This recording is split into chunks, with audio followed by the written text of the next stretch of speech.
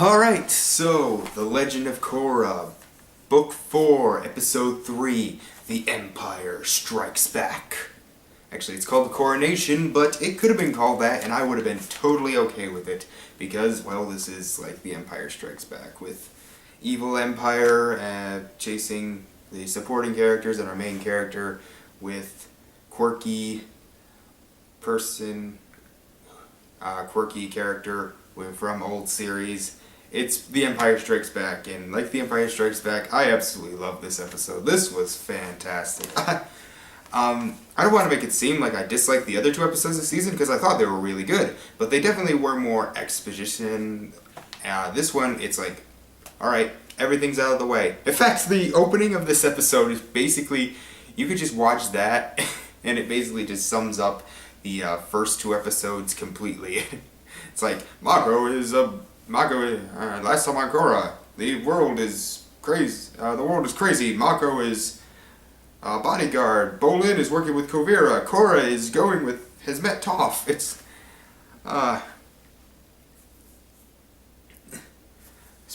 Speaking of how the world has changed, did anyone notice that, there's still vines, like, all around, like, not all around Republic City, but, like, in the where like the middle act of this episode takes place, where with the coronation is actually happening. It's like they don't really reference them. There's just, well, they actually do reference them because Varric takes one, but there's just a bunch of them around, and it's like, so you were able to get. So I guess the cleanup's going well, and they just have to get these last ones. All right, they answered my question. I was wondering that since the ending of season 3, and I was like, all right, I'm totally cool with that. Alright, so this episode, Kuvira is horrifying. Like, I said she was intimidating. She is a terrifying leader. She forced everyone to like her. No, I don't want to say that. I really like what they're doing with this character. She is kind of like a lot of those old dictators, like Hitler or Stalin. I guess you could put Kim Jong-il in there somewhere, where they sort of, maybe not Kim Jong-il, but definitely someone like Hitler or Stalin, where they come in, sort of get everyone's trust, everyone in the country's trust for this one party, make them basically hate the old leaders. If you read Animal Farm, you know how this works, and then take over, and no one in the country, or city in this case, is going to really fight them on it, because it's like, yeah, you did a great job. And technically she kind of did. She cleaned up everything. The city, basically the entire world, is basically better than it was before, and so when Bolin snaps at Mako, because Mako's like, she's a dictator, she's a tyrant, and he's like, but she is helping. I kind of see it. Like, I totally see it. But, so yeah, everything with Kuvira, I really, really liked. In fact, every time she's on screen, I completely forgot to take notes and had to write it all down. I'm using a notebook from now on, so I don't have to continuously look over here, but in fact, when she said, what was it? Ah, yes, you know what will happen to Zhao Fu, and then it just cuts to commercial. I was there for like a full 10 seconds, just like I was so mesmerized by this woman. Every time she's on screen, I just am mesmerized by her. She's so charismatic. And maybe it's just me, but I think it's the fact that when she first came up, I sort of noticed she really doesn't have like any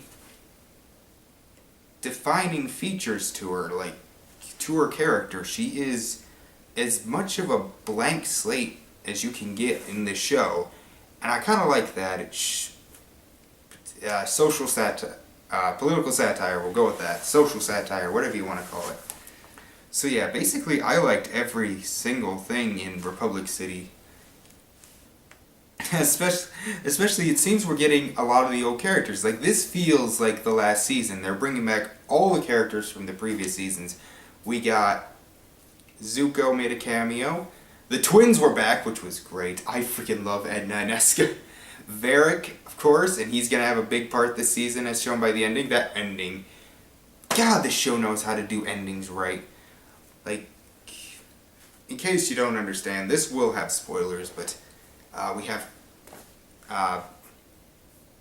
Tenzin's son, Jinora. Why do I forget the other two names? I especially like the boy. I can't remember his name, but his 3 kids, he's sending them off, which makes him the best father ever. It's like, he's growing. Like, I just realized that Tenzin's sort of growing as a character too. He's letting his kids go off.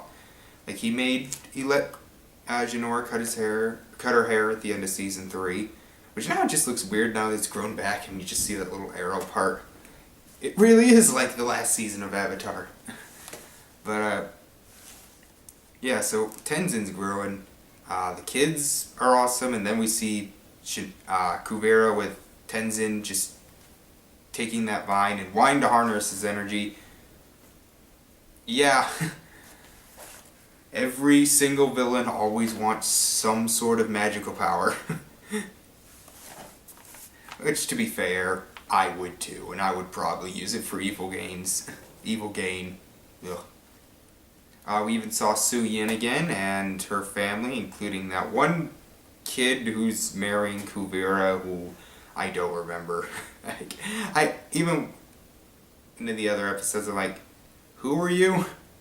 Like, I remembered Su Yin, I remembered a lot of her kids, but I could not, like, Opal. Where are Opal and Kai now? Wondering how they're gonna fit into all this. But yeah, I remember all them. I couldn't remember that guy. So yeah, everything in Republic City was great. But the stuff with Toph and Korra, I freaking loved Toph in this thing. Oh, I got 5 minutes left to battery, so I'm just gonna... I just realized that, so yeah. I loved Toph. Her first line pretty much summed up Korra's entire dilemma. Get over yourself. The world doesn't need you. The world doesn't need you one bit. One beat.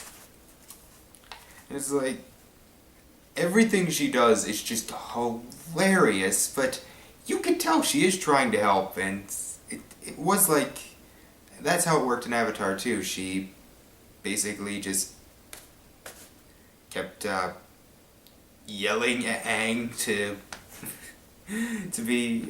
make him a better Avatar, and he's doing the same thing with Korra. You are the worst Avatar ever.